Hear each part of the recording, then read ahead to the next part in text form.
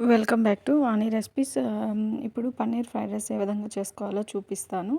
సింపుల్‌గా అయిపోద్ది. పిల్లలకి లంచ్ బాక్స్‌లోకి అలా చేసి పెట్టామంటే ఈజీగా అయిపోద్దనమాట. ఇప్పుడు ప్యాన్ పెట్టుకొని ఒక టేబుల్ స్పూన్ కొంచెంగా కారము, అదేవిధంగా కొంచెం పసుపు, ఉప్పు కొంచెం వేసి దాన్ని కొంచెం మిక్స్ చేసుకునేసి ఇంకా పన్నీర్ దాంట్లో వేసి బాగా ఫ్రై చేసుకోండి.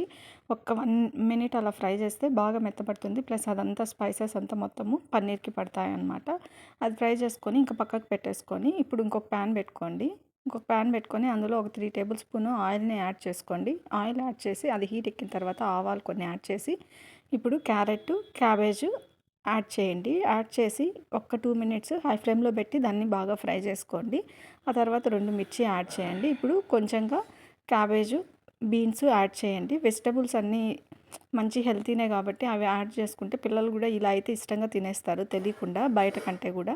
సో కొంచెంగా సాల్ట్, అదేవిధంగా చిటికెడంత పసుపు, కొంచెం హాఫ్ టేబుల్ స్పూన్ అంతా కారంని యాడ్ చేయండి. ఇవి బాగా ఫ్రై చేయండి ముక్క మెత్తబడేంత వరకు. ఇంకొక 2 మినిట్స్ ఫ్రై చేస్తే ఆయిల్లో కాబట్టి త్వరగా ముక్క మెత్తబడిపోతుంది. మొత్తం ఒక 4 మినిట్స్ ఫ్రై చేసుకున్నారంటే బాగా మెత్తబడతాయన్నమాట వెజిటబుల్స్ అన్నీ. ఇప్పుడు పక్కన పెట్టుకున్న పన్నీర్ని కూడా ఇందులో యాడ్ చేసేసేయండి. ఇప్పుడు కొంచెం ఒక టేబుల్ స్పూను సోయా సాసు, అదేవిధంగా హాఫ్ టేబుల్ స్పూను మిర్చి సాస్ని యాడ్ చేయండి. ఇంకా మీకు కావాలంటే టమాటో సాసు ఆప్షనల్, లేదు కావాలంటే కూడా యాడ్ చేసుకోండి.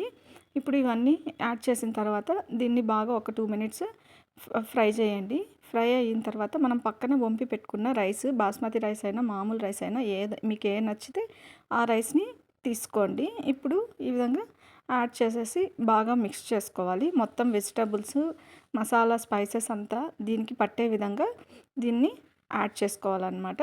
ఇప్పుడు లో ఫ్లేమ్లో పెట్టుకొని మీరు మిక్స్ చేసుకోండి. మిక్స్ చేసుకున్నాక కొంచెం కొత్తిమీర స్ప్రే చేసేసుకొని ఇంకా తర్వాత దించుకొని సర్వ్ చేసుకోవడమే వేడి వేడిగా.